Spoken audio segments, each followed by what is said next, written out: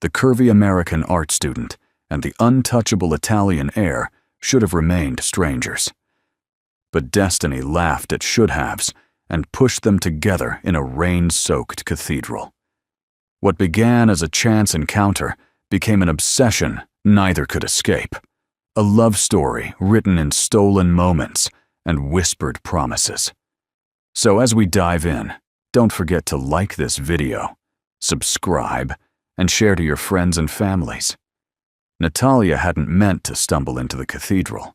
She'd been running from the marketplace vendor who insisted she'd taken fruit without paying, a misunderstanding involving broken Italian and genuine confusion. The heavy wooden doors had simply been there, open and inviting, and she'd slipped inside without thinking. Now she stood frozen, water dripping from her jacket onto ancient stone floors. The man turned fully to face her. Tall, shoulders broad beneath an expensive black suit, he studied her with an intensity that made her want to apologize for existing. His face was all sharp angles and controlled power, the kind of handsome that felt dangerous. "I'm sorry," Natalia managed, her voice echoing. "I didn't mean to interrupt. You're American." His accent wrapped around the words like velvet over steel. "Yes, I was looking for shelter from the rain." She took a step backward, suddenly aware she was alone with a stranger in an empty church. He moved down the aisle toward her, unhurried, but deliberate. "You're trembling." "I'm wet and it's cold." The lie tasted bitter. She was trembling because something about him made her feel seen in a way that terrified her. "What's your name?" He stopped 3 feet away, close enough that she caught the scent of his cologne, cedar, and something darker. "Natalia Brooks." "Natalia." He repeated it slowly, as though tasting each syllable. "I'm Matteo Valentini." The name meant nothing to her, but the way he said it suggested it should. She watched him remove his suit, jacket, and extend it toward her. "I can't take that." "You're shivering." It wasn't a request. Natalia accepted the jacket, wrapping it around her shoulders. The warmth was immediate and overwhelming. It smelled like him, expensive and masculine, and completely foreign to everything she knew. "What brings you to Rome?" Matteo asked, his gaze never leaving her face. "I'm a graduate student, art history. I'm here researching Baroque architecture for my thesis." The words tumbled out faster than she intended. Something about his stillness made her want to fill the silence. "Alone?" "My study group is at the university. I wanted to explore the markets." "The markets near Campo dei Fiori are not safe for tourists who don't speak Italian." His tone held no judgment, only statement of fact. Natalia lifted her chin. "I can take care of myself." The corner of his mouth shifted. Not quite a smile, but close. "I'm sure you believe that." Before she could respond, her phone buzzed. She fumbled it from her pocket, reading the frantic messages from her roommate asking where she was. 2 hours had passed since she'd left their tiny apartment. "I need to go." She started to shrug off his jacket. "Keep it. Bring it back tomorrow." "I don't even know where to find you." Matteo pulled a card from his pocket and pressed it into her palm. "This address, 6 o'clock. Natalia looked down at the embossed card, an address in what she recognized as one of Rome's most exclusive districts. "I don't think— 6 o'clock, Natalia." The way he said her name made it sound like a promise. She fled into the rain without answering, his jacket still wrapped around her shoulders and his card clutched in her hand. Later that evening, back in her cramped student apartment, Natalia stared at Matteo's business card. Her roommate, Claire, leaned over her shoulder and whistled low. "Do you know who this is?" "Should I?" Claire grabbed her laptop, fingers flying across the keyboard. Moments later, she turned the screen toward Natalia. Article after article appeared. Business magazines, society pages, even a few news reports that made Natalia's stomach tighten. Matteo Valentini, heir to one of Italy's most powerful families, CEO of Valentini Industries, a conglomerate with fingers in everything from luxury hotels to private security. And beneath the legitimate business dealings, whispers of connections to something darker. He's basically Italian royalty, Claire breathed. And you just had a meet-cute with him in a church? It wasn't a meet-cute. I was hiding from a fruit vendor. While wearing his $1,000 jacket. Claire fingered the fabric appreciatively. You're going tomorrow, right? Absolutely not. But even as she said it, Natalia knew she was lying. She'd felt something in that cathedral, something that scared and thrilled her in equal measure. Matteo had looked at her like she mattered, like she was worth stopping time for. No one had ever looked at her that way before. The next evening, Natalia stood outside an iron gate in one of Rome's most beautiful districts. The address led to a palazzo that made her student housing look like a shed. Warm light spilled from tall windows, and she could see the shadow of someone moving inside. She'd almost turned around 3 times. The gate opened before she could knock, and an older woman in elegant dress appeared. Miss Brooks? How did you? Mr. Valentini is expecting you. Please, come in. The palazzo's interior stole her breath. Frescoed ceilings, marble floors, artwork that belonged in museums. Natalia followed the woman through corridors that spoke of centuries of wealth and power. Matteo waited in a library that could have swallowed her entire apartment. He stood by the window, silhouette dark against the sunset, and turned when she entered. You came. I brought your jacket. She held it out like a shield. He crossed the room in 3 strides and took it, but his eyes never left her face. Have dinner with me. I can't or won't. Natalia swallowed hard. I looked you up. I know who you are now. And what did you learn? His voice was calm, but something sharp moved behind his eyes. That you're way out of my league. That this, whatever this is a bad idea. Matteo stepped closer, and she felt the air between them compress. What if I told you I haven't stopped thinking about you since yesterday? That I went back to that cathedral this morning hoping you might return? Her heart hammered against her ribs. Why? I don't know. The admission seemed to cost him. But I intend to find out. Have dinner with me, Natalia. Just dinner. She should say no. Every logical part of her brain screamed that this man was dangerous, that their worlds were too different, that she was setting herself up for heartbreak. But when had her heart ever listened to logic? Just dinner, she agreed. Dinner was served in a private dining room overlooking a garden lit by hundreds of tiny lights. The food was incredible. Handmade pasta, wine that probably cost more than her tuition, dessert that tasted like heaven. But Natalia barely noticed any of it. She was too focused on Matteo, on the way he listened when she talked about her research, as though it was the most important thing in the world, on how he asked questions that showed he was actually paying attention, on the rare smiles that transformed his severe face into something almost boyish. Why art history? He asked as they shared tiramisu. My grandmother was a painter, not famous or anything, but talented. She used to take me to museums when I was little and tell me stories about the paintings, not the real history, but stories she made up about the people in them. Natalia smiled at the memory. When she died, she left me her sketchbooks. Looking at them made me want to understand art more deeply. She sounds remarkable. She was the only person who ever really believed in me. The words came out before Natalia could stop them. Matteo's gaze sharpened. Your family doesn't support your work?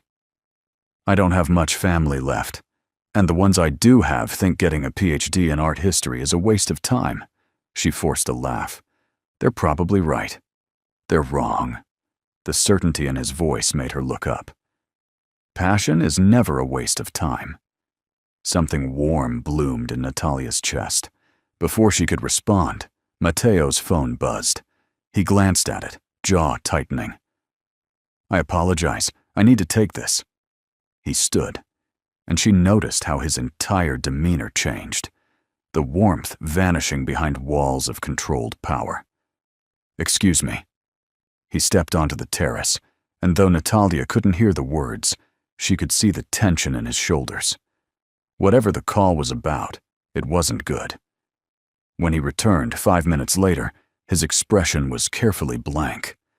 "Everything okay?" she asked. "Business. Nothing for you to worry about." He sat back down, but the ease from before had fractured. "Tell me more about your research." They talked for another hour, but Natalia could feel him pulling away, still present, still attentive, but with part of himself locked behind doors she couldn't see. When he finally walked her to the gate where a car waited to take her home, he caught her hand. "Can I see you again?" Natalia knew she should create distance, give them both space to think clearly. But his thumb was tracing circles on her palm, and her body was already answering before her mind could catch up. "Yes. Tomorrow? I have class until 4. I'll send a car for you at 5. It wasn't a question.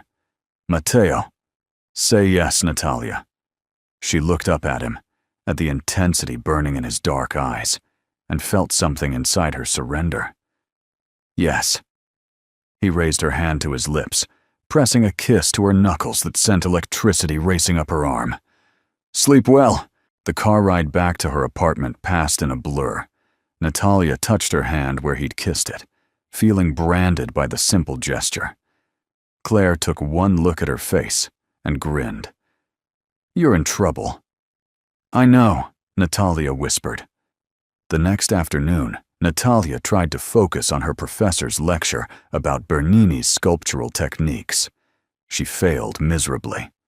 Her mind kept drifting back to Matteo, the way he looked at her, the sound of his voice, the feeling of his lips against her skin.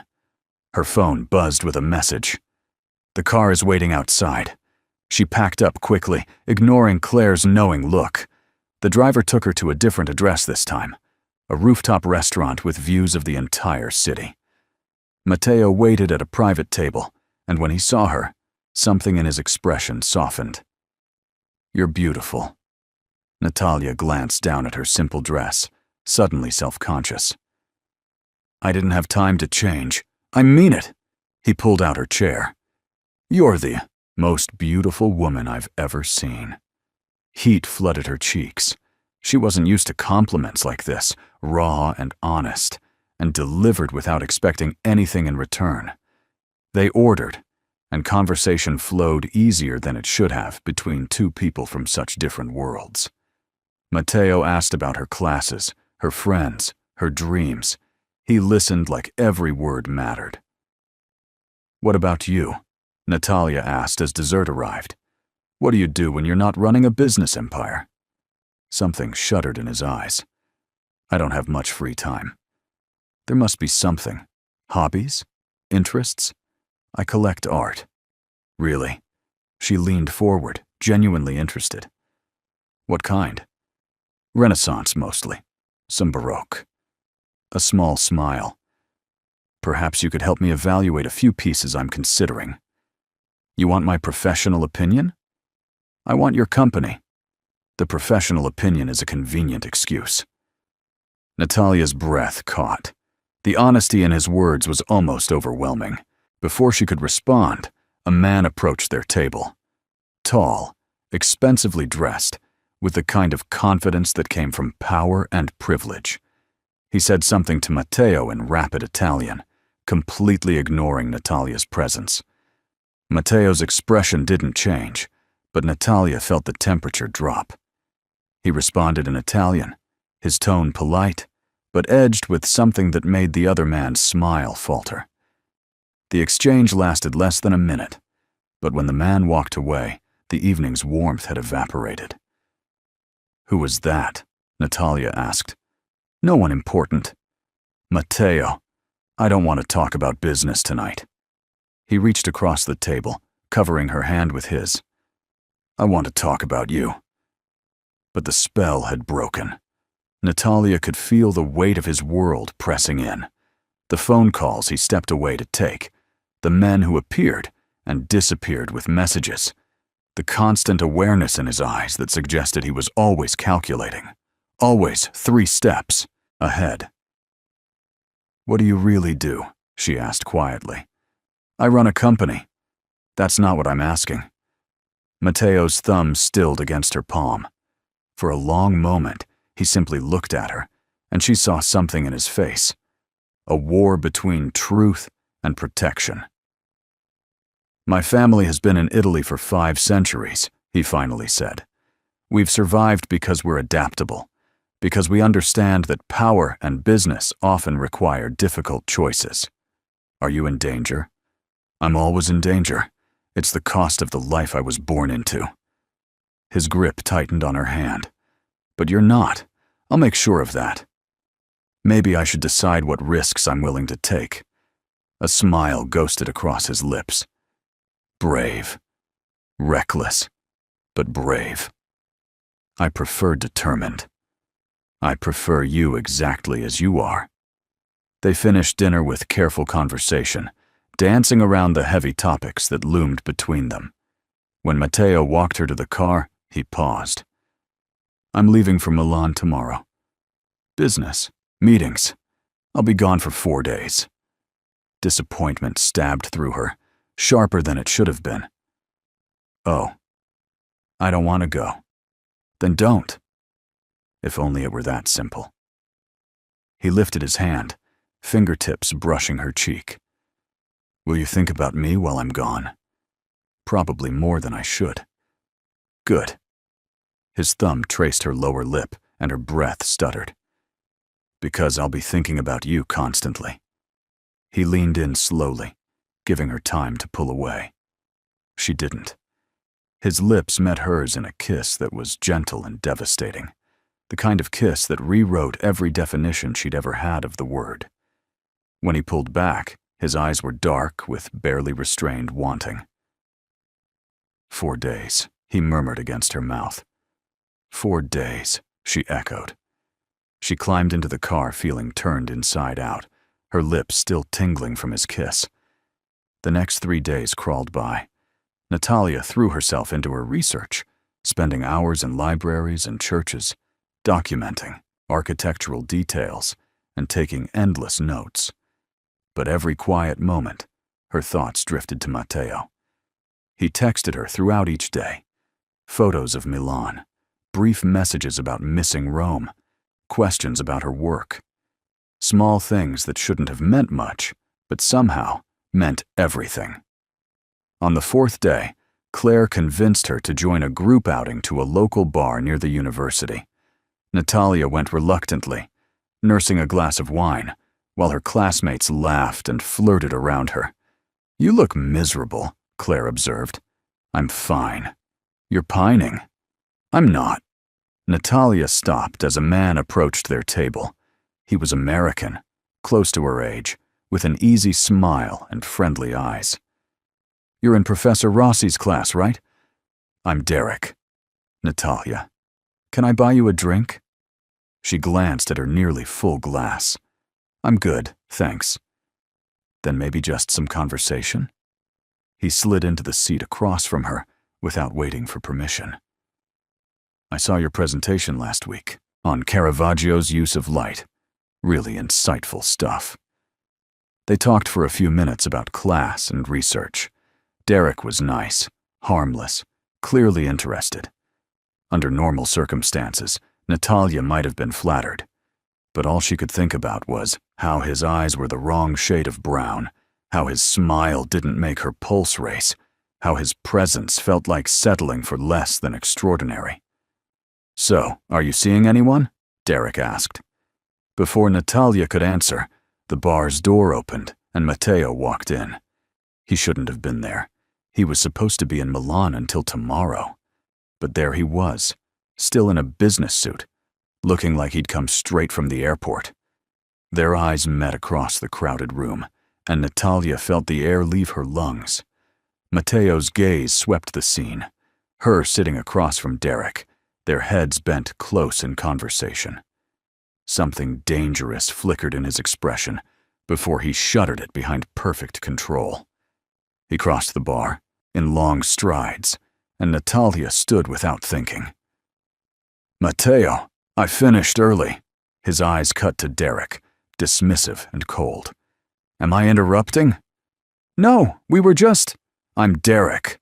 The other man extended his hand, oblivious to the tension crackling in the air. "Natalia and I are in the same program." Matteo didn't take his hand. "Matteo Valentini." Derek's friendly expression faltered as recognition dawned. "The Matteo Valentini? Is there another?" Matteo's attention swung back to Natalia. "We should go." "Go where?" "Anywhere that isn't here." Natalia caught the muscle ticking in his jaw, the careful control of his posture. He was jealous, actually jealous of a harmless conversation with a classmate. Part of her knew she should be annoyed by his presumption, but another part, a deeper, more honest part, thrilled at the possessiveness in his eyes. "Okay," she said softly. She gathered her things, said quick goodbyes to Claire and Derek, and followed Matteo out into the warm Roman night. His car was parked illegally at the curb, and he held the door open for her with rigid courtesy. They drove in silence for several blocks before Natalia spoke. "You came back early." "Yes." "Why?" His hands tightened on the steering wheel. "Because I couldn't stand being away from you for one more day." The raw honesty in his voice made her chest ache. "Matteo, who was he?" "Just a classmate. We were talking about art." "He wanted more than conversation." "Maybe, but I didn't." Matteo pulled the car over suddenly, turning to face her. In the dim light, his expression was fierce and vulnerable all at once. "I have no right to feel this way," he said quietly. "We've known each other for less than a week. But when I walked in and saw him sitting there, looking at you like—" He stopped, jaw clenching. "It took everything I had, not to remove him physically." Natalia reached out, touching his face. "I wasn't interested in him." "Why not? He's age-appropriate, in your field, from your country. He makes sense." Since when does love make sense? The word hung between them, too big and too true. Matteo stared at her, something cracking in his carefully maintained control. "Don't," he whispered. "Don't give me words like that unless you mean them." "I mean them." She'd never been more certain of anything. "I know it's crazy. I know it's too fast. But I've never felt like this before, and I don't want to pretend I don't." Matteo's hand came up to cover hers, holding her palm against his cheek. "You terrify me." "Good. You terrify me, too." He laughed, the sound breaking and beautiful. Then he was kissing her, deep and desperate, like she was oxygen, and he'd been drowning. Natalia kissed him back with everything she had, pouring weeks' worth of longing into the press of her mouth against his. When they finally broke apart, both breathing hard, Matteo rested his forehead against hers. "Come home with me," he said. "Okay." Matteo's palazzo looked different at night, more intimate, more real. He led her through quiet corridors to a private sitting room where a fire burned low in the hearth. "Would you like wine?" he asked. "Just water, please." He disappeared briefly and returned with 2 glasses. They sat on the sofa, close but not touching, and the tension between them felt alive. "Tell me about Milan," Natalia said, needing to fill the charged silence. "It was productive. Boring. I thought about you the entire time." He set down his glass. "I have meetings there again next month. Come with me." "Matteo, I can't just—" "Why not?" "I have classes, responsibilities. Take a long weekend. I'll have you back Sunday night." He shifted closer. "Please. I want to show you my city." The invitation was simple, but the meaning beneath it was enormous. He was asking her to step further into his world, to let their connection grow beyond stolen dinners and midnight conversations. "Yes," she breathed. Satisfaction flashed in his eyes. "Yes?" "Yes. I'll come to Milan with you." Matteo's smile was brilliant and rare. He cupped her face in both hands, kissing her with a tenderness that made tears prick her eyes. When he pulled back, his expression was serious. "I need you to understand something," he said. "My life is complicated. There are parts of it I can't share with you, not because I don't trust you, but because I need to keep you separate from certain realities. Because of your family business. Yes, but that doesn't change how I feel about you." His thumb brushed her cheekbone. "You're becoming essential to me, Natalia. And that's both wonderful and terrifying." "Why terrifying?" "Because essential things can be used against you. Because caring about someone makes you vulnerable in ways that power and money can't protect against." Natalia's heart squeezed. "Are you saying you care about me?" "I'm saying I'm falling in love with you." The words were quiet, but absolute. "And I don't fall easily." She kissed him then, slow and deep, trying to show him without words that she felt the same impossible thing growing between them. Matteo responded with barely least restraint, his hands gentle, even as his kiss turned hungry. They stayed like that for hours, talking and kissing and existing in a bubble where the outside world couldn't touch them. When Matteo finally drove her home as dawn painted the sky pink, Natalia felt fundamentally changed. "I'll pick you up Friday at noon," he said at her door. "Pack for a weekend. I don't have fancy clothes. I don't care what you wear. Just bring yourself." She kissed him one more time, quick and sweet, then disappeared inside before she could change her mind. Claire was waiting up, eyes wide. "It's 5 in the morning." "I know." "Where were you?" "With Matteo." "Did you?" "No, we just talked." Natalia touched her lips, still tingling from his kisses. "But Claire, I think I'm in love with him." Her roommate studied her face for a long moment. "He's dangerous, you know. Not just because of his family connections. Because men like that, when they love completely. Obsessively. You'll never be able to leave once he really lets you in." "I know," Natalia whispered, "and I don't think I want to." Friday arrived wrapped in golden sunshine and nervous anticipation. Natalia packed her small suitcase 3 times, second-guessing every choice.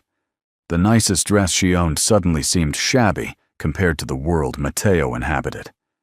Claire watched from the doorway, amused. "You know he's already obsessed with you, right? You could show up in a garbage bag, and he'd still look at you like you hung the moon. That doesn't mean I want to embarrass him. Honey, I don't think that man is capable of being embarrassed by you." Claire pulled out a sleek black dress from her own closet. "But take this anyway. You'll need it for dinner." The dress was beautiful, simple but elegant, the kind of thing that would work in any upscale restaurant. Natalia hugged her friend gratefully. When Matteo's car arrived exactly at noon, her heart jumped into her throat. He stepped out wearing dark jeans and a white shirt, casual but still devastatingly handsome. His face transformed when he saw her. "Ready?" he asked, taking her bag. "As I'll ever be." The drive to the airport was filled with easy conversation. Matteo's hand found hers on the seat between them, fingers intertwining like they'd done this 1,000 times before. "I should warn you," he said, as they pulled through a private gate. "We're not flying commercial." Natalia stared at the sleek private jet waiting on the tarmac. "Of course we're not." Matteo caught her tone. "Does it bother you?" "It's just very different from my world." He stopped, turning to face her fully. "Your world is the one I want to be part of. This," he gestured at the plane, The luxury surrounding them is just circumstance of birth. It's not what matters. What matters? You. Us. The way you make me feel human instead of just functional. The words settled something anxious in Natalia's chest. She squeezed his hand. Then let's go to Milan. The flight was smooth and surreal. Natalia tried not to gawk at the plane's interior. Plush leather seats, a full bar, windows that offered stunning views of the countryside below. Matteo worked on his laptop for the first half hour, occasionally glancing up to find her watching him. "What are you thinking?" he asked finally, closing the computer. "That this feels like a dream. That I keep waiting to wake up." He unbuckled and moved to sit beside her, close enough that their shoulders touched. "If you're dreaming, then so am I." They talked about everything and nothing. Her research, his upcoming meetings, books they'd read, places they wanted to see. Matteo told her about growing up in Rome, about the weight of family, expectations, and the loneliness of always being watched. "I never had real friends," he admitted. "Only people who wanted something from me, or feared what I could do to them." "That sounds incredibly lonely." It was. Is. He looked at her with raw honesty. "Until you." Natalia's breath caught. "Matteo, I know it's intense. I know I should probably slow down, give you space to breathe. But I've spent my entire life being careful and controlled. And with you, I don't want to be." His hand found her face, thumb tracing her cheekbone. "With you, I just want to be honest." She turned into his touch, kissing his palm. "Then be honest." "I'm falling harder than I ever thought possible. Fast enough that it should scare me, but all I feel is certain." His dark eyes searched hers. "Tell me I'm not alone in this." "You're not alone," she whispered. "I'm right there with you." Matteo kissed her then, slow and deep, and Natalia felt the world narrow to just the two of them suspended, above the earth, wrapped in something bigger than logic or reason. Milan was elegant and bustling, a city of fashion and finance and old-world charm. Matteo's apartment there overlooked the Duomo, all modern lines and floor-to-ceiling windows that showcased the stunning cathedral. "This is incredible," Natalia breathed, taking in the view. "I'm glad you like it." Matteo set down their bags. "I have a meeting in an hour that I can't reschedule. Will you be okay here?" "I'm a graduate student in Italy. I can definitely entertain myself for a few hours." He smiled, but something tense lingered in his expression. "My driver will be available if you want to go anywhere. Just tell him where." "Matteo, what's wrong?" He hesitated, clearly weighing how much to say. "The meeting is with some business associates. Not dangerous, but not pleasant either. I'd rather you stayed away from that part of my life." Natalia moved closer, taking his hands. "You don't have to protect me from reality." "Yes, I do." The fierceness in his voice startled her. "That's exactly what I have to do." Before she could argue, he kissed her forehead and left, and Natalia was alone in his beautiful apartment, with questions she didn't know how to ask. She spent the afternoon exploring the neighborhood, wandering through boutiques and cafes, trying not to think too hard about the shadows in Matteo's world. By the time she returned, evening had fallen, and the apartment was still empty. Natalia ordered food, showered, and was curled up on the sofa with a book when she heard the door open. Matteo appeared looking exhausted, tension carved into every line of his body. "How was your meeting?" she asked carefully. "Necessary." He loosened his tie, pouring himself a drink. "I'm sorry I was gone so long." "It's okay. I explored the city. Did you enjoy it?" "Very much, though it would have been better with a tour guide." That earned her a small smile. Matteo downed his drink and crossed to where she sat, dropping beside her with a heavy sigh. Without thinking, Natalia shifted closer, running her fingers through his hair. He closed his eyes, leaning into her touch. You have no idea how good that feels. Rough meeting. Just remind me why I keep doing this. But his voice was soft, the tension slowly bleeding from his shoulders under her gentle touch. Because you're strong enough to handle it. Because people depend on you. She kept stroking his hair, marveling at this powerful man melting under her hands. Because you're loyal and protective and refuse to let the people you care about face their battles alone. Mateo's eyes opened, finding hers with devastating intensity. You see me? Of course I do. No, you don't understand. People see my name, my power, my family legacy. They see what I can do for them, or what I might do to them. But you see me, the person underneath all of it. Natalia cupped his face, heart aching at the vulnerability in his expression. That's the only person I'm interested in. He pulled her into his lap, holding her close, and they stayed like that for a long time. Her wrapped in his arms, his face buried in her neck, both of them breathing each other in like oxygen. I meant to take you to dinner, he murmured against her skin. We can order in. I wanted to show you the city, take you somewhere beautiful. Mateo. She pulled back to look at him. I don't care about fancy restaurants or tours. I just want to be with you. Something in his expression cracked open. He kissed her with a desperation that spoke of loneliness and longing, of finally finding something real in a world built on transactions and power plays. They ordered pizza and ate it on the floor, laughing over terrible Italian television and stealing kisses between bites. It was simple and perfect, and Natalia realized she'd never been happier. Later, as they stood at the window watching the city lights, Mateo wrapped his arms around her from behind. Stay with me tonight, he said quietly. Just sleep beside me. I want to wake up and know you're real. Yes. Waking up next to Mateo was an experience Natalia knew she'd never forget. Dawn light filtered through sheer curtains, painting everything gold. He was still asleep, face relaxed in a way she'd never seen while he was awake, one arm draped possessively across her waist. She studied him in the quiet morning, the sharp line of his jaw, the thick lashes resting against his cheeks, the vulnerable curve of his mouth.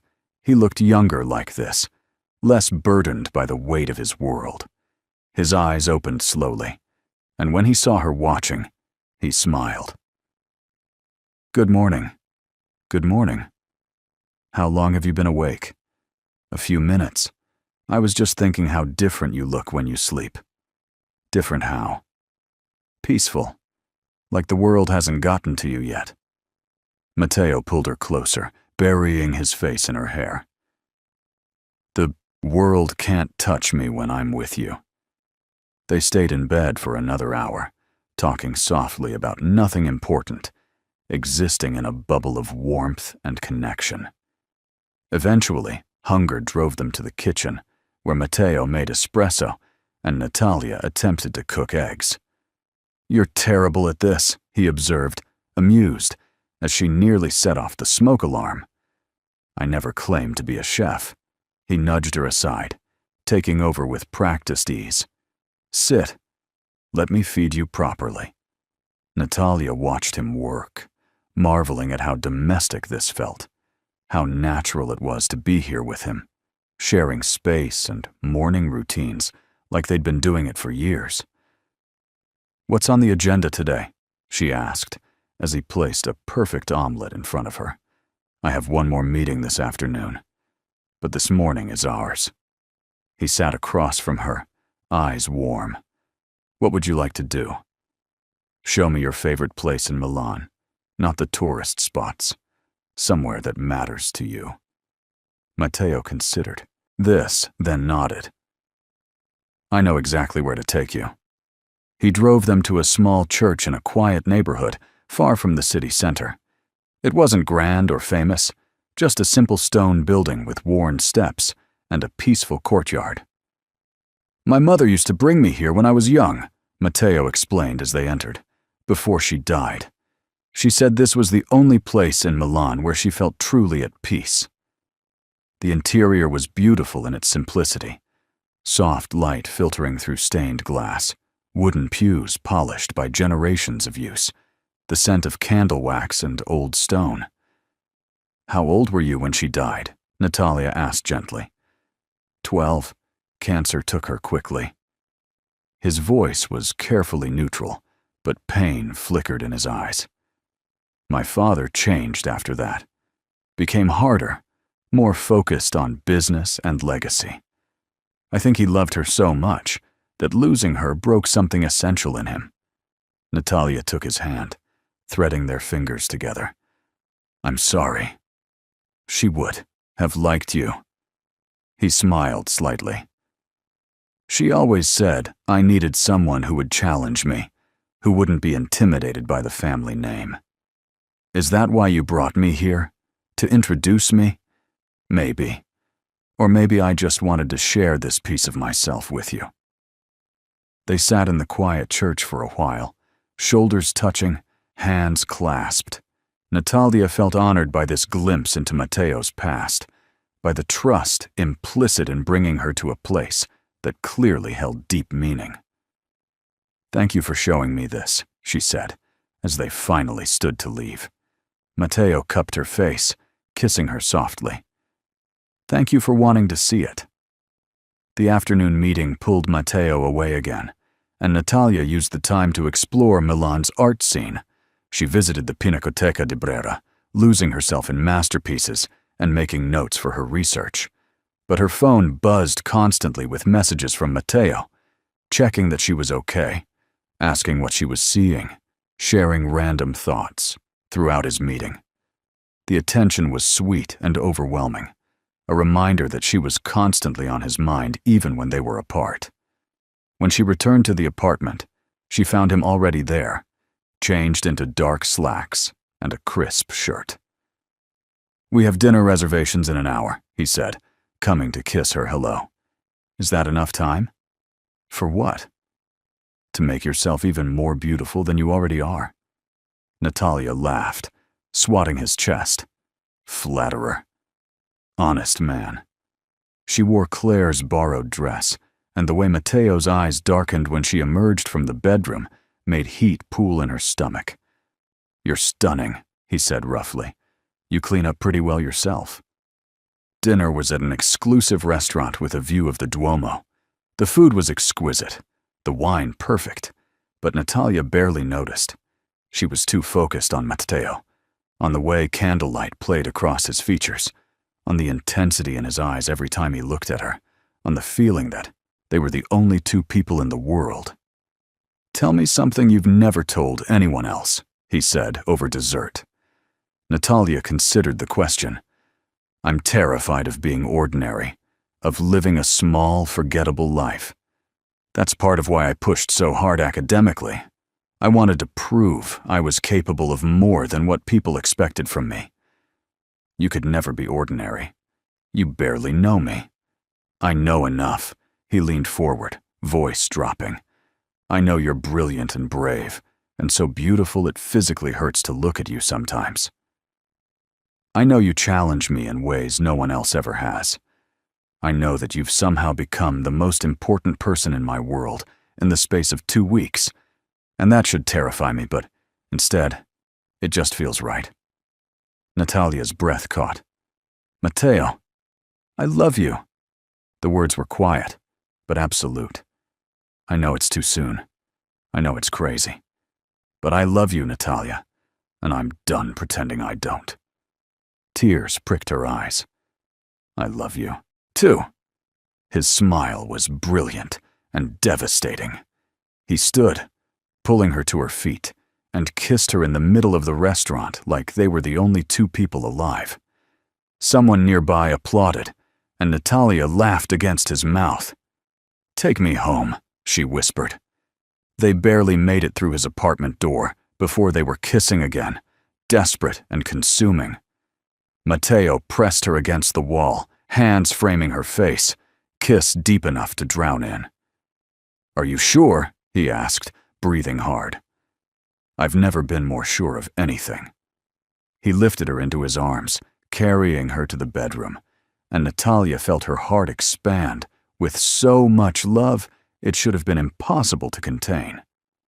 What happened next was slow and reverent, an exploration of trust and desire and overwhelming tenderness. Matteo worshipped every inch of her with his hands and mouth, murmuring words in Italian she didn't understand, but felt in her bones. When they finally came together, it was like the world shifted on its axis, something fundamental clicking into place. Natalia had never felt so seen, so cherished, so completely claimed by another person. Afterward, they lay tangled together, hearts still racing, skin damp with exertion. Matteo pulled her close, pressing kisses to her hair, her forehead, her shoulder, anywhere he could reach. "You're mine now," he murmured against her skin. "Do you understand? I'm never letting you go." The possessiveness should have scared her. Instead, it felt like coming home. "Good," she whispered back, "because I'm not going anywhere." Sunday morning arrived too quickly. Their flight back to Rome wasn't until evening, but the end of their perfect weekend loomed like a shadow. They spent the day wrapped around each other, reluctant to waste even a moment apart. Matteo made breakfast, while Natalia watched from the counter, stealing pieces of fruit and making him laugh with terrible jokes. "I don't want to go back," she admitted as they packed. "Then don't. Stay here with me. I have classes, a thesis to finish. Finish it here.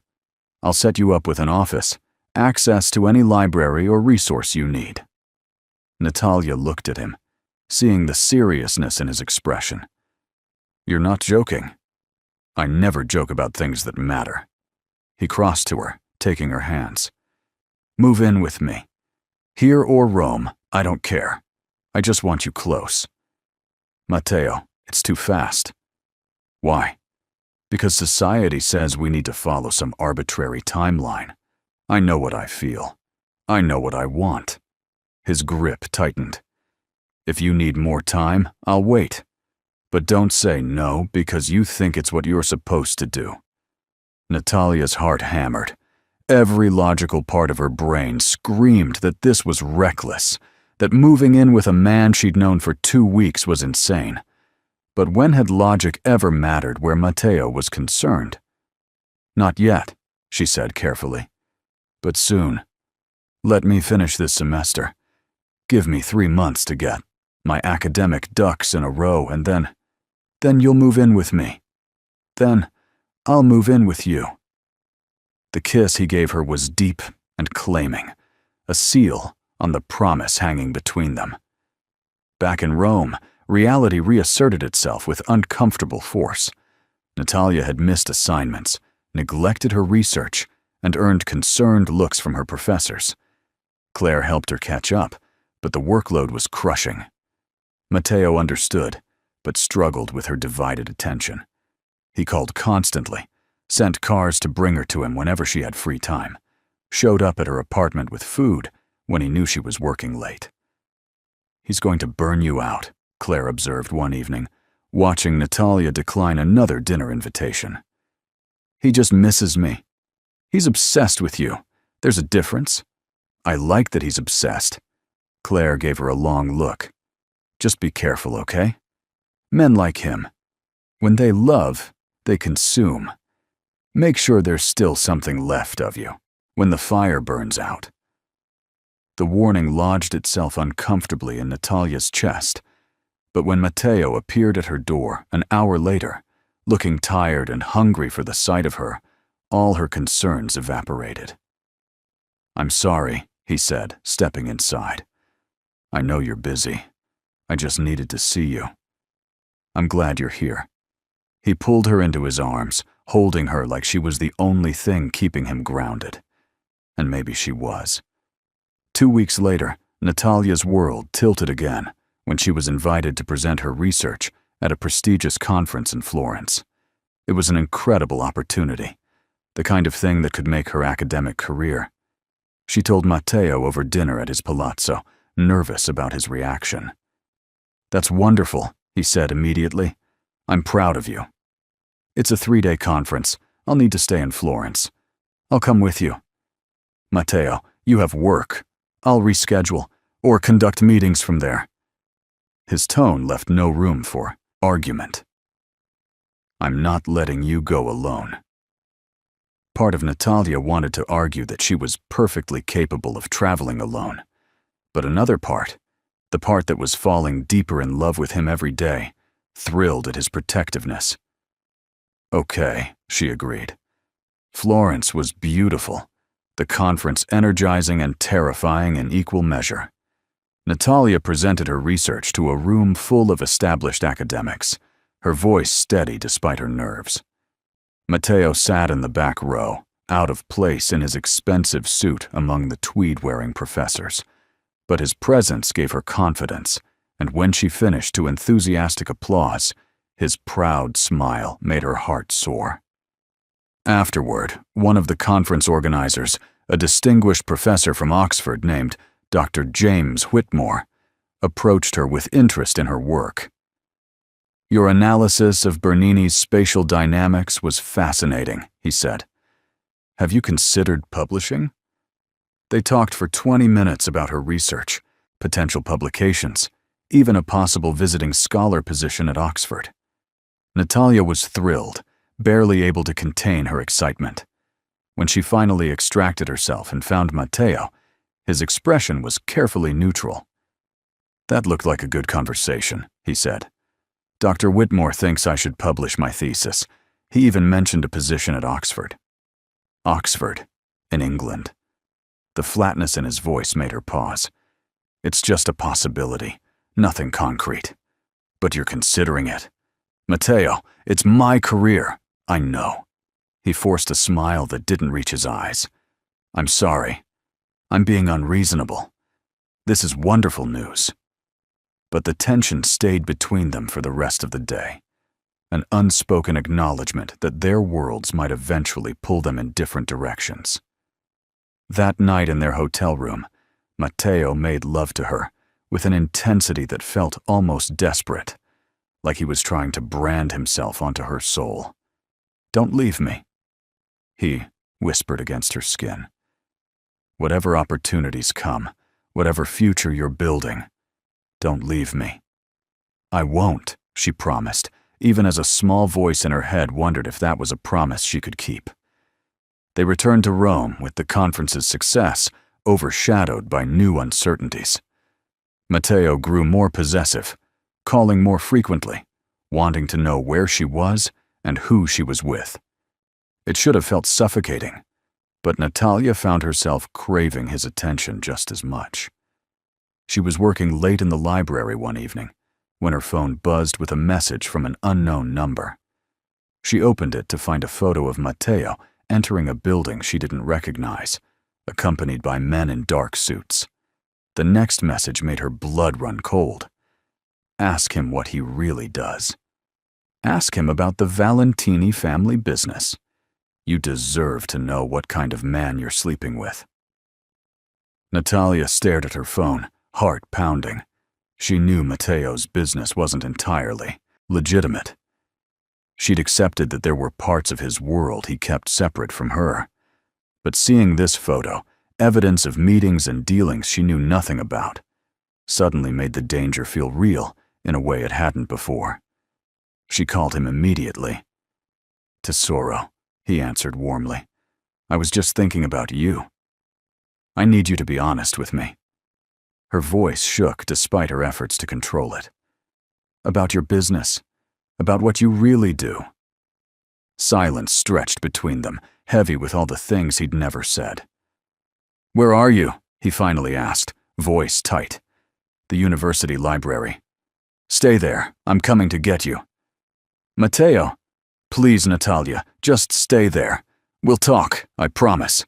But not over the phone." He arrived 20 minutes later, striding through the library like he owned it. Other students stared, recognizing him from news articles and society pages.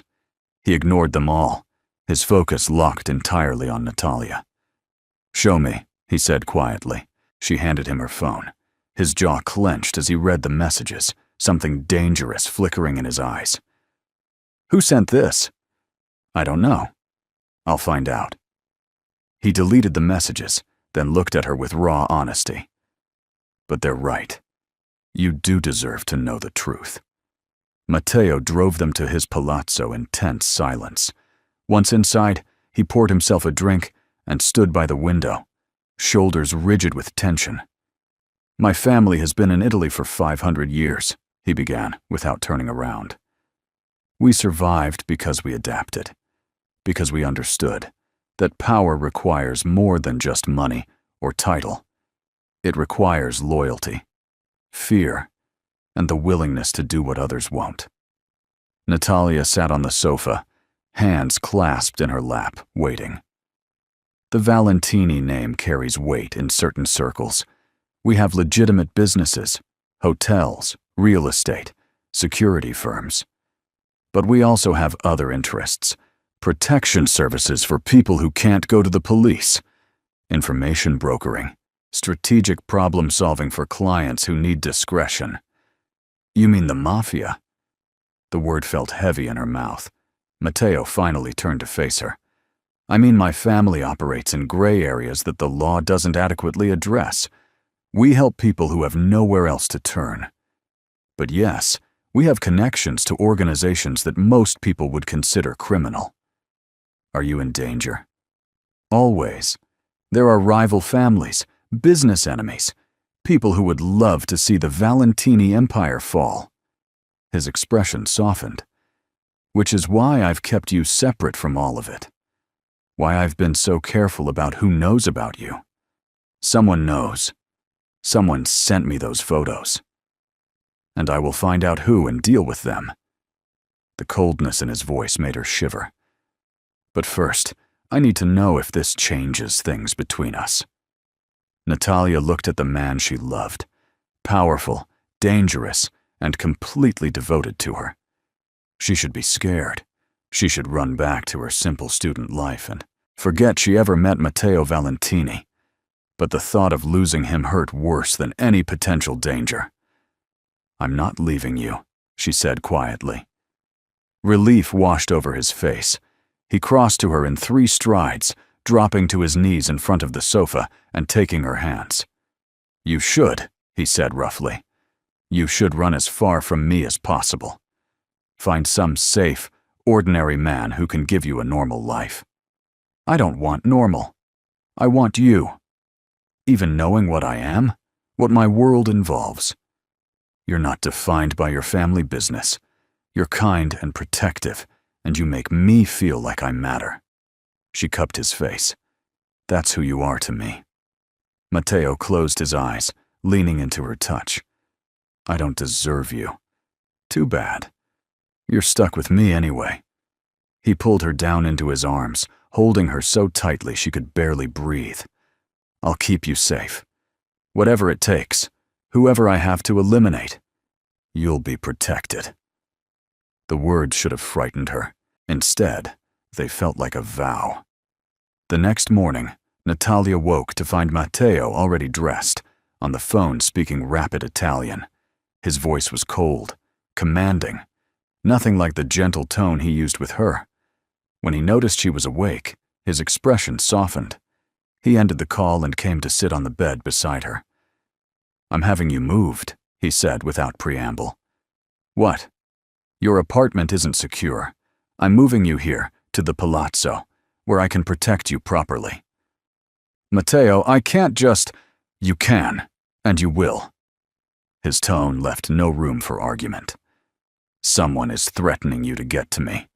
That means you're in danger, and I won't risk your safety because of some concern about moving too fast." Natalia wanted to argue, to insist she could take care of herself. But the fear in his eyes, real fear, barely controlled, stopped her. "What about my roommate? My classes? Claire can visit whenever she wants. I'll arrange for a driver to take you to campus and back every day. You'll have security, but they'll be discreet."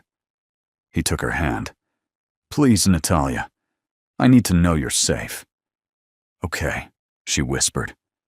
Relief flooded his features. He kissed her deeply, pouring gratitude and desperation into the press of his mouth against hers. "I'll have your things moved today. You don't have to go back there. I should at least say goodbye to Claire in person." Matteo hesitated, clearly wanting to argue, but finally nodded. "I'll take you myself." Claire took the news better than expected. "About time," she said, helping Natalia pack. "You've been practically living there anyway. Are you sure you're okay with this? Honey, you're in love with a man who literally has the power to make your wildest dreams come true." "I'm not okay with it. I'm jealous as hell." She grinned. "But also happy for you. Just promise you won't forget about us regular people when you're living in your palace." "Never." They hugged tightly, and Natalia felt a pang of loss. This chapter of her life, struggling student, cramped apartment, simple existence, was ending. What came next was beautiful and terrifying in equal measure. Matteo supervised the moving process with military precision. By evening, all of Natalia's belongings were installed in a beautiful suite of rooms adjacent to his own bedroom. "You have your own space," he explained, showing her around. "Your own study for research, your own bathroom. But I'm hoping you'll still sleep in my bed." Natalia walked through the rooms, touching expensive furniture and artwork that probably cost more than her entire education. It was overwhelming and wonderful and completely surreal. "This is too much," she said. "It's not enough."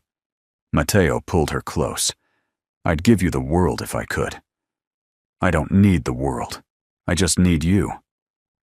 That night, they fell asleep tangled together in his massive bed, and Natalia felt something settle in her chest. This was home now. He was home. The following weeks fell into a new rhythm. Matteo's driver took Natalia to campus each morning, accompanied by a discreet security detail she pretended not to notice. She attended classes, worked on her thesis, had coffee with classmates who eyed her expensive new clothes with barely concealed curiosity. Word had spread that she was dating Matteo Valentini. Some people were impressed. Others looked at her with pity or judgment, clearly thinking she was in over her head. Maybe she was, but she'd never been happier. Evenings were spent with Matteo, cooking together in his enormous kitchen, watching movies curled up on the sofa, talking for hours about everything and nothing. He was attentive and devoted, planning his schedule around her classes so they could maximize their time together. But there were also nights when he came home late, tension carved into every line of his body, and wouldn't talk about what had happened. Nights when his phone rang at odd hours and he stepped, away to take calls in Italian too fast for her limited vocabulary to follow. Natalia learned not to ask too many questions. She was living in his world now, but parts of it would always be closed to her. One evening, 3 weeks after moving in, Matteo came home carrying a small velvet box. "What's this?" Natalia asked as he handed it to her. "Open it." Inside was a delicate necklace, a gold chain with a small pendant in the shape of a lion, beautiful and clearly expensive.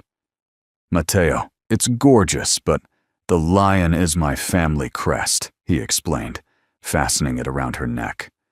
"I want you to wear it. I want everyone to know you're under my protection." His fingers lingered on her throat, and Natalia felt heat pool in her stomach. Is this some kind of ownership thing? Yes. He didn't even pretend otherwise. Is that a problem? She should say yes, should insist on her independence and autonomy. But the possessiveness in his eyes made her feel claimed in the best possible way. "No," she whispered. "It's not a problem." Matteo's smile was fierce, and satisfied. He kissed her deeply, backing her toward the bedroom, and Natalia forgot all about independence and autonomy and everything except the feel of his hands on her skin. A month into living together, Natalia received an email that made her heart race. Dr. Whitmore from Oxford was offering her a summer research position, 8 weeks in England, access to incredible archives, a generous stipend. It was a dream opportunity, the kind of thing that could launch her career. She stared at the email for an hour before telling Matteo. His reaction was carefully controlled. "That's wonderful news. You don't sound happy." "I am happy. For you." He set down his wine glass. "When would you leave?" "June, right after the semester ends." 2 months from now." "Yes." Silence stretched between them, heavy with unspoken concerns. "You should accept," Matteo said finally. "It's an incredible opportunity. But I'll miss you. Terribly." He ran a hand through his hair, a rare sign of agitation. 8 weeks feels like an eternity. "I could turn it down." "No." His voice was sharp. "Don't you dare sacrifice your career for me. I won't be that man." "Then what do we do?" Matteo stood, pacing to the window. "I'll visit. Every weekend I can manage. And you'll come home between weeks if possible." "Home?" The word felt significant. He turned to look at her. "This is your home now, Natalia. Whether you're here or in England or anywhere else in the world, wherever I am is your home." Tears pricked her eyes. She crossed to him, wrapping her arms around his waist. "I love you." "I love you too. Which is why you're accepting that position and doing brilliant work that will make me insufferably proud." She laughed against his chest, feeling the tension ease between them. But the peace didn't last. 2 weeks later, everything fell apart. Natalia was leaving campus when she noticed a car following her. Not Matteo's usual driver, someone else. She called Matteo immediately. "Get back inside the university," he said sharply. "My team is 5 minutes away." "Matteo, what's happening?" "Just trust me. Stay in public areas. Don't go anywhere alone." Fear iced through her veins. She ducked into the library, heart pounding, and waited. True to his word, Matteo's security team arrived within minutes. 3 large men in dark suits, who surrounded her and escorted her to an armored car. They took her straight to the palazzo, where Matteo was waiting. He pulled her into his arms the moment she walked through the door. "Are you okay?" "I'm fine. Just scared." "What's going on?" His jaw clenched. "There's been a threat. Against me. But they mentioned you specifically. I'm handling it. But until it's resolved, your security detail is doubling." "Who's threatening us?" "A rival family. They think they can use you to get to me." His arms tightened around her. "They're wrong. But I need you to be careful. No going anywhere without security. No deviating from approved routes. Can you do that for me?" Natalia nodded, even as claustrophobia pressed against her chest. This was the reality of Matteo's world, the danger she'd accepted in theory now manifesting in concrete terms. "I won't let anything happen to you," he promised. "I'd burn the entire city down before I let anyone touch you." The vow should have been comforting. Instead, it reminded her just how dangerous the man she loved truly was. The next week was suffocating. Security followed her everywhere, to class, to the library, even to the bathroom. She couldn't have a private conversation without knowing someone was listening, couldn't take a walk without armed guards flanking her. Matteo was gone more than he was home, dealing with the threat in ways he refused to discuss. When he was there, he was tense and distracted, the warmth between them buried under layers of worry and protection. Natalia tried to be understanding. She knew he was doing everything to keep her safe. But she was drowning in restrictions and fear, and she didn't know how to tell him without sounding ungrateful. Things came to a head when she asked to visit Claire and was told it wasn't safe. "I just want to see my friend," she said, trying to keep her voice calm. "Not right now," Matteo replied, not looking up from his phone. "When?" "When I say it's safe." "So I'm a prisoner now?" That got his attention. He looked up sharply. "You're protected." "I'm suffocated." The words burst out before she could stop them. "I can't breathe, Matteo. There are men following me everywhere. I can't make a single decision without permission. This isn't living, it's existing in a beautiful cage." "Would you prefer to be dead?" The blunt question hit like a slap. "That's not fair." "Fair?" He stood, anger finally breaking through his control. "Fair is me doing everything in my power to keep you alive while you complain about inconvenience. Fair is me barely sleeping because I'm terrified someone will get to you while my back is turned. Fair is me considering walking away from you entirely because loving you has made me weak in ways that could get us both killed." Natalia's breath caught. "You want to leave me?" Something crumpled in Matteo's expression. He crossed to her, cupping her face in his hands. "No. God, no. I want to lock you away somewhere safe and never let the world touch you. But I know I can't. I know this is killing you slowly. I just need some freedom, some trust that I can make my own choices. Even if those choices put you in danger? Yes, even then." Matteo closed his eyes, leaning his forehead against hers. "You're asking me to go against every instinct I have. I'm asking you to love me enough to let me live." They stood like that for a long moment, breathing each other in, trying to find middle ground between safety and suffocation. "Okay," he finally said. "Reduced security. But you wear a panic button at all times, and you check in every 2 hours. Non-negotiable. Deal?" He kissed her then, soft and desperate, and Natalia felt the crack in their relationship begin to mend. But the damage had been done. Over the following days, Natalia found herself pulling away emotionally, building walls she didn't know how to tear down. She loved Matteo desperately, but she was also starting to realize what loving him would always mean, living under the shadow of danger, sacrificing pieces of herself for safety, existing in a world where normal was impossible. Matteo felt her retreat and responded by trying harder. Flowers, gifts, elaborate dates. But none of it addressed the fundamental problem. Their worlds were incompatible in ways that love alone couldn't fix. 3 days before she was supposed to leave for Oxford, Dr. Whitmore called with an unexpected proposition. "We've been so impressed with your preliminary work," he said, "that we'd like to offer you a full doctoral fellowship.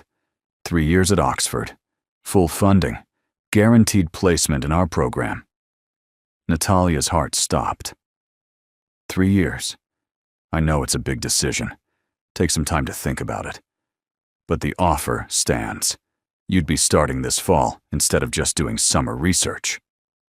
After he hung up, Natalia sat in her study staring at nothing. 3 years. In England.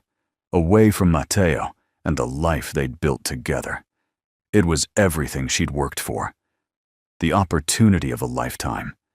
And it felt like choosing between her dreams and her heart. She didn't tell Matteo immediately. She spent 2 days agonizing over the decision, weighing possibilities and futures, and all the ways her life could unfold. But he noticed her distraction. On the 3rd night, he confronted her. "What's wrong?" "Nothing." "Don't lie to me, Natalia. You've been distant for days. I'm just stressed about the trip. It's more than that." He caught her hand, pulling her to face him. "Talk to me. Please."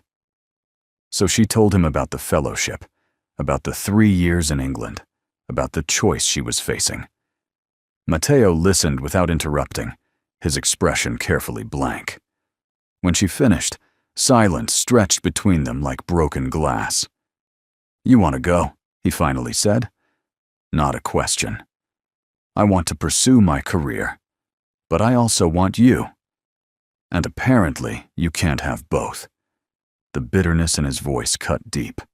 That's not fair. You're the one with the dangerous life. You're the one who can't leave Italy without complications. I'm just trying to build something for myself.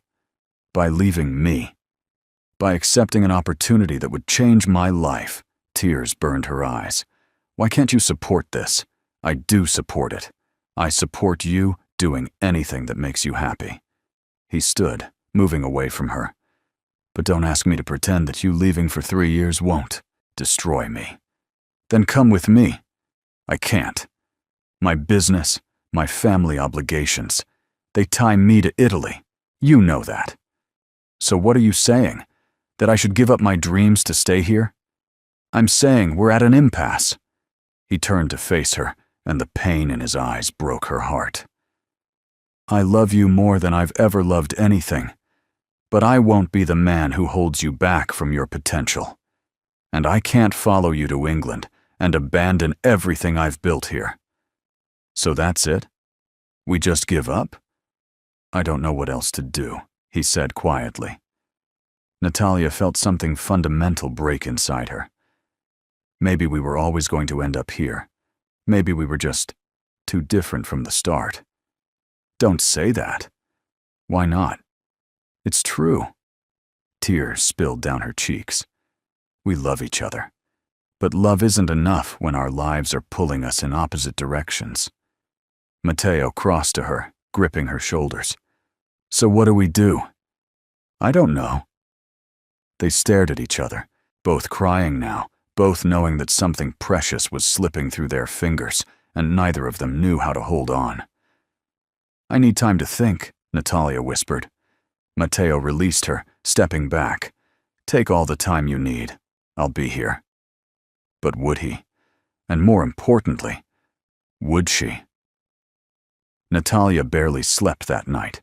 She lay in Matteo's bed, their bed, staring at the ceiling and trying to figure out how to choose between love and ambition. By morning, she'd made her decision. She found Matteo in his study, looking as exhausted as she felt. I'm going to accept the fellowship, she said without preamble. Pain flashed across his face, but he nodded. I understand. But I want to try to make this work. Long distance. Visits when we can manage. I love you too much to just walk away. Long distance for 3 years. He laughed bitterly. Do you really think we can survive that? I don't know. But I want to try. Matteo stood, crossing to her. He cupped her, face gently, thumbs wiping away her tears. If this is what you need, then I'll support you. But Natalia, if you go, I need you to understand something. What? I will never stop loving you. I will never stop wanting you. And I will never stop fighting to find a way back to you. His voice was fierce. Distance won't change that. Time won't change that. Nothing will change that. She kissed him then, pouring 3 years' worth of love and longing and desperate hope into the press of her mouth against his. I love you, she breathed against his lips. I love you too. More than you'll ever know. They made love slowly that morning, memorizing each other's bodies, trying to make memories strong enough to last through the separation ahead. And later, wrapped in his arms, Natalia tried to believe that love could conquer distance and time and all the obstacles standing between them. But a small voice in her head whispered that some gaps were too wide to bridge, no matter how much you loved someone. The weeks before Natalia's departure passed in a blur of paperwork, packing, and desperate attempts to spend every possible moment together. Matteo cleared his schedule as much as possible, taking her to places around Rome they'd never visited, creating memories to sustain them through the separation. But the looming goodbye cast a shadow over everything. 3 days before her flight, Matteo surprised her with a weekend trip to the Amalfi Coast. They stayed in a cliffside villa overlooking the Mediterranean, the sea stretching endless and blue beneath them. "I wanted to give you something beautiful to remember," he explained, as they watched the sunset from the terrace. "I could never forget you," Natalia said, leaning into his warmth. "Promise me something. Anything. Promise that if this becomes too hard, if the distance is too much, you'll tell me. Don't just disappear. Don't let us fade away because neither of us had the courage to say it wasn't working." The request hurt because it acknowledged what they both feared, that love might not be enough. "I promise," she whispered. That night, they talked until dawn about their hopes and fears, about the future they wanted but didn't know how to build. Matteo held her like she might disappear if he loosened his grip, and Natalia memorized the feel of his heartbeat against her cheek. 3 years, he said into the darkness. "And then you come home to me." 3 years, she agreed. It sounded like forever. The morning of her departure arrived too quickly. Matteo insisted on driving her to the airport himself, dismissing his usual driver. They rode in heavy silence, both lost in thoughts too painful to voice. At the terminal, he carried her bags to check in, his face carefully blank. "I'll visit next month," he said. "I have business in London. I can take the train to Oxford." "I'd like that." "And you'll call when you land?" "Of course." They stood there awkwardly, suddenly unsure how to say goodbye. 3 months ago, they'd been strangers. Now they were everything to each other, and separation felt like tearing apart something vital. "I should go through security," Natalia said, voice breaking. Matteo pulled her into his arms, holding her so tightly she could barely breathe. "I love you. Don't forget that. No matter what happens, no matter how hard this gets, I love you. I love you too."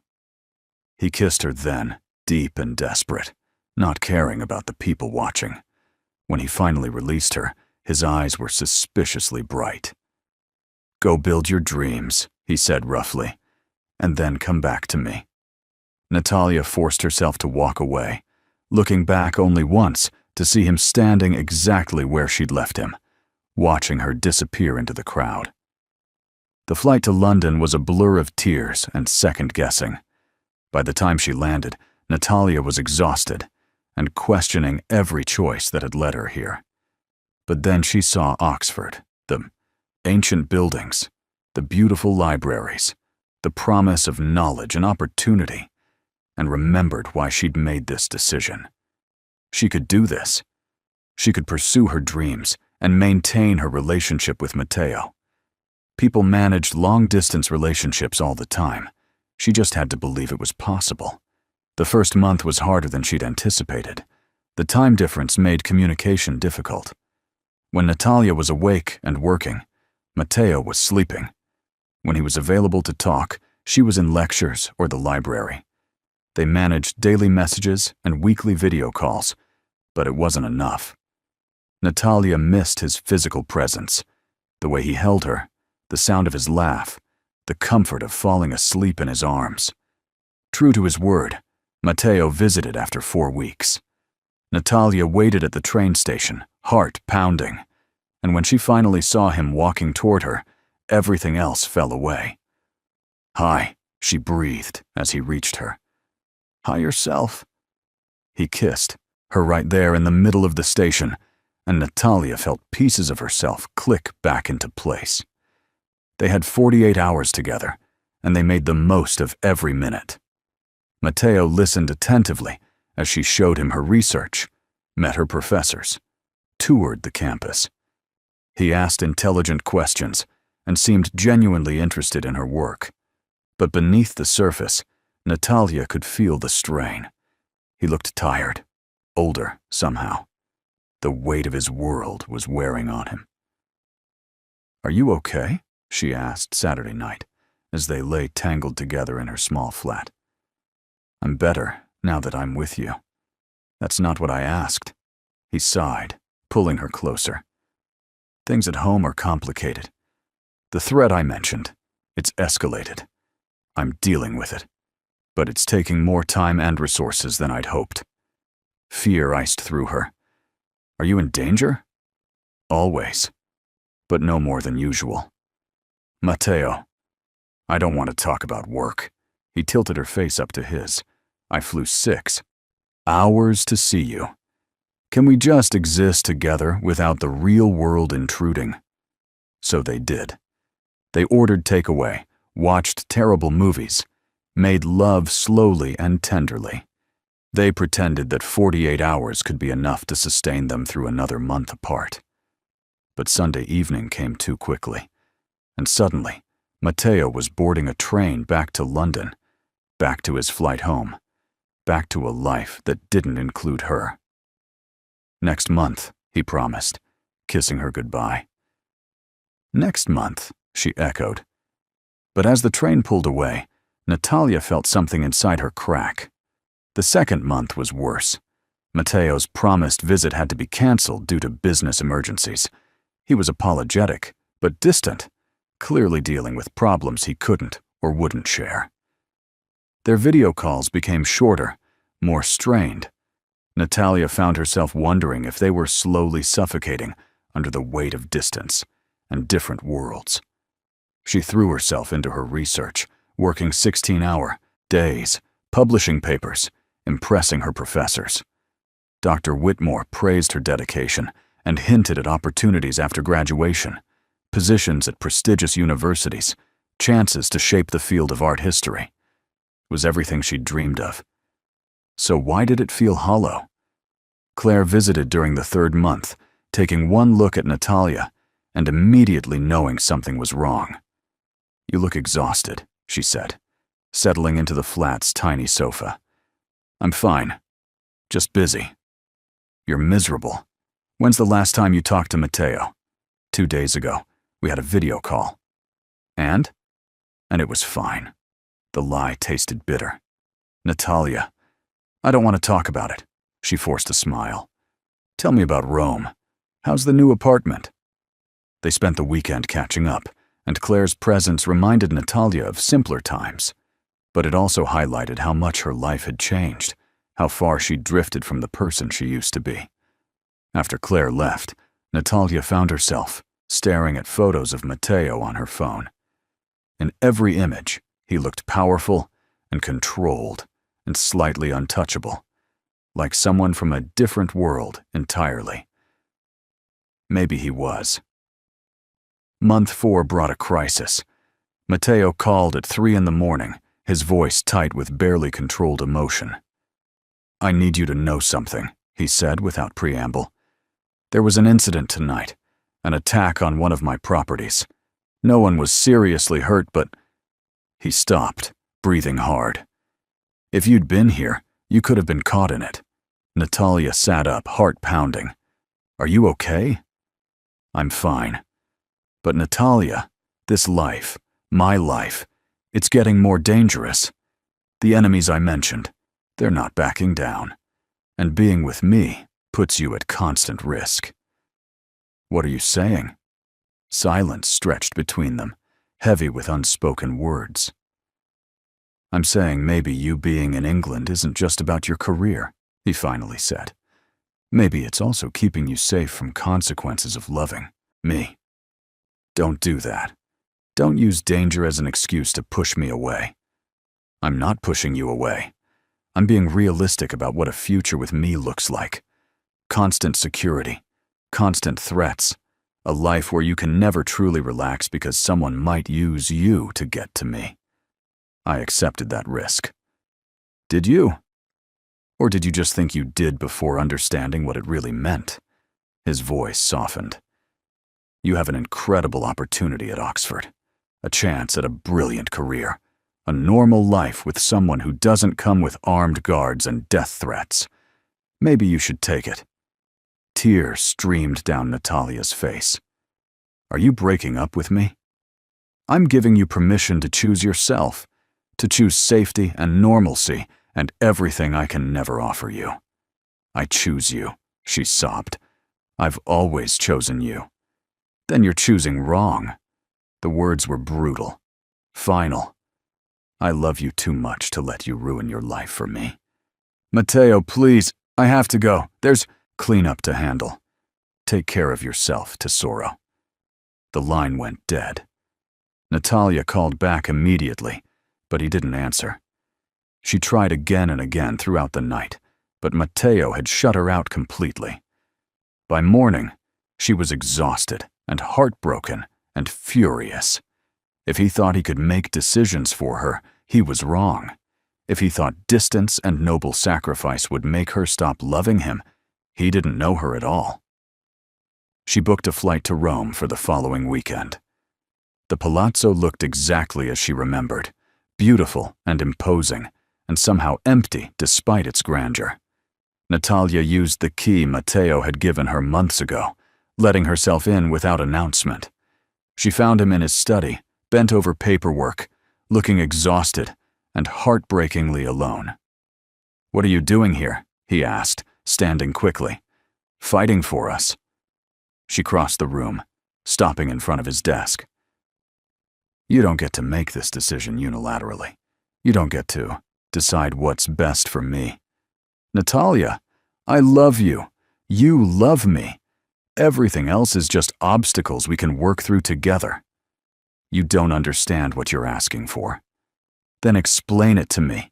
Stop protecting me from reality and just be honest about what your life really involves." Matteo stared at her for a long moment, warring with himself. Finally, he came around the desk and took her hand, leading her to the sofa. "My family has enemies," he said quietly. "People who would kill me without hesitation if they saw weakness or opportunity. The attack last week, that was a warning. They're testing my defenses, looking for vulnerabilities. And they think I'm a vulnerability. You are, because I would burn down everything I've built to keep you safe, and they know it." His grip tightened. "Being with me means living with bodyguards, changing routines constantly, always wondering if today is the day someone tries to hurt you, to hurt me. I'm willing to accept that." "Are you?"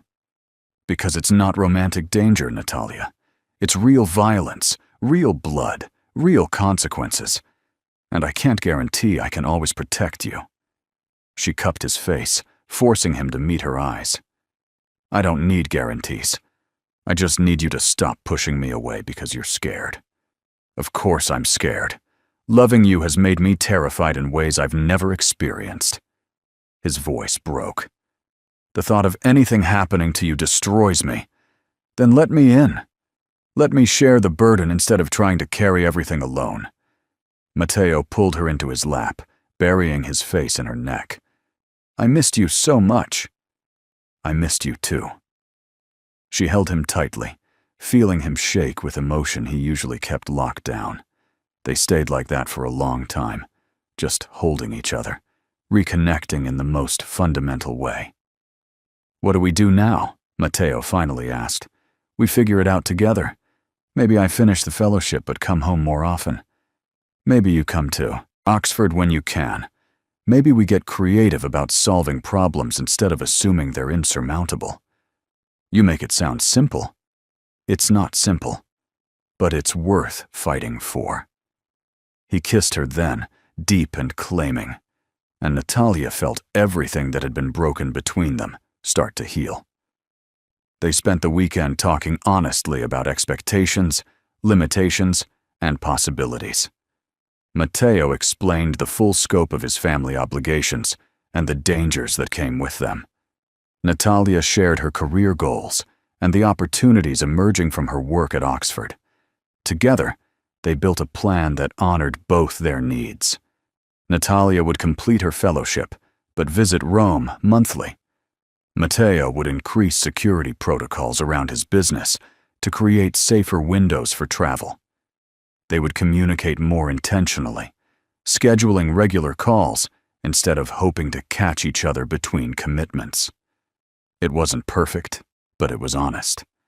And honesty felt like the first real step toward a sustainable future. On Sunday night, as Matteo drove her to the airport, Natalia felt cautiously hopeful. "Next month," he said at the gate. "I'll come to you. I'll be waiting. And the month after, you'll come home. Always." He kissed her goodbye with promise instead of desperation, and Natalia boarded her flight, feeling like they'd finally found solid ground.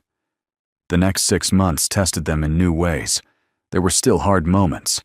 Calls missed because of time zones. Visits canceled due to emergencies. Nights when the distance felt unbearable. But there were also breakthroughs.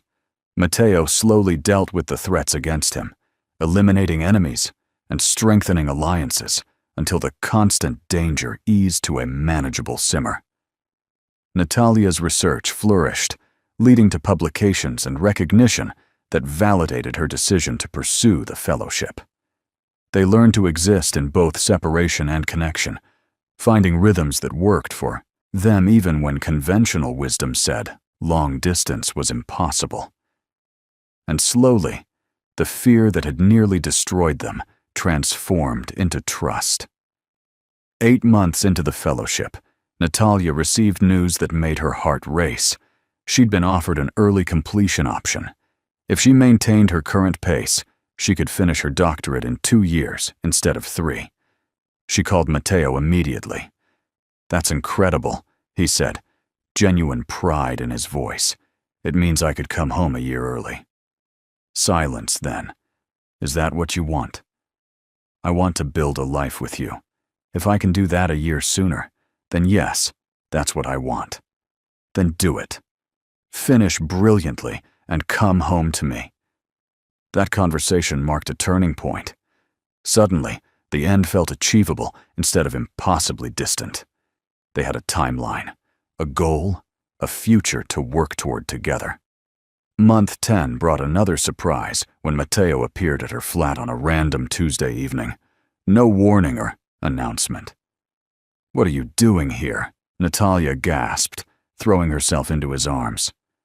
"I bought a property in London," he said, grinning at her shocked expression. "A flat near the city center. I'll be spending 3 weeks a month there, handling European business operations, which means I can be in Oxford every weekend." "Are you serious?" "Completely. I'm done with monthly visits and video calls. I want to actually be part of your life, not just a visitor passing through."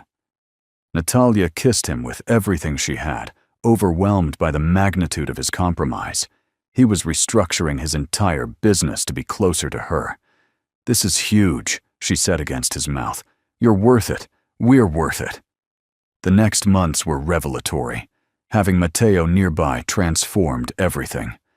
They fell into comfortable routines, weekend brunches, evening walks, quiet nights spent reading in comfortable silence. Natalia met his London business associates, understanding more of his legitimate operations.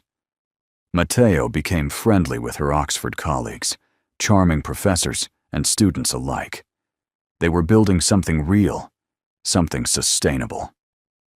14 months into the fellowship, on a cold December evening, Matteo took Natalia to dinner at an exclusive restaurant overlooking the Thames.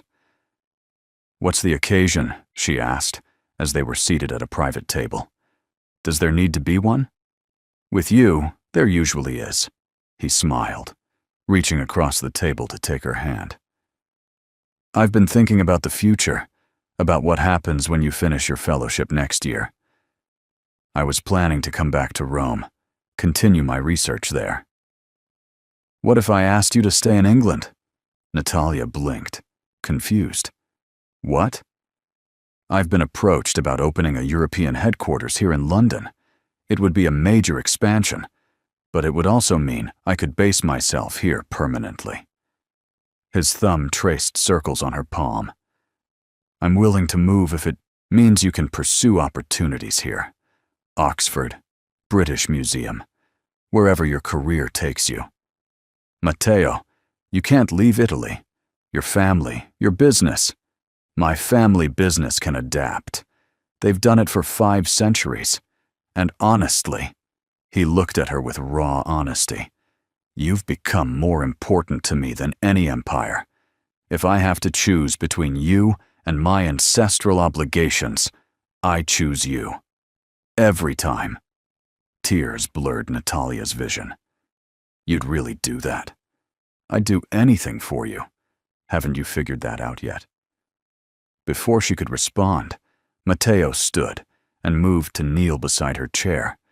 He pulled a small velvet box from his pocket, and Natalia's heart stopped.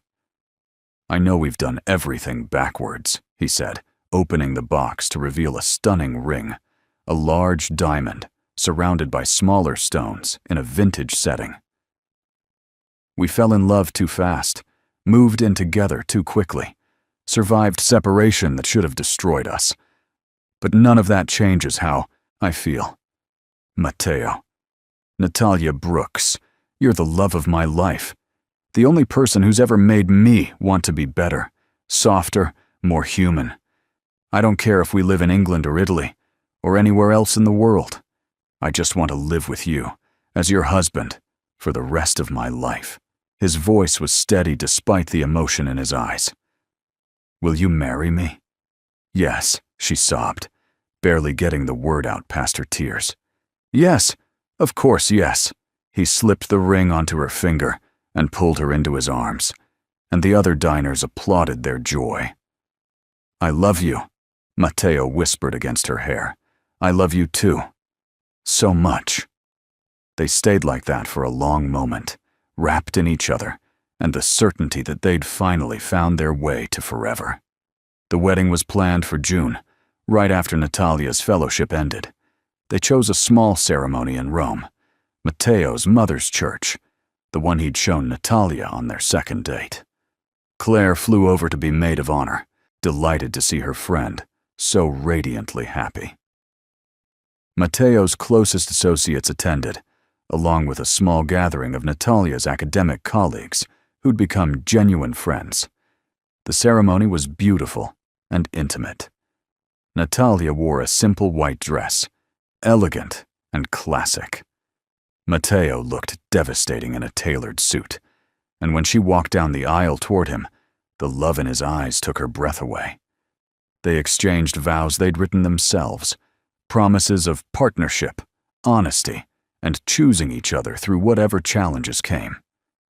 When the priest finally pronounced them husband and wife, Matteo kissed her with a tenderness that made several people cry.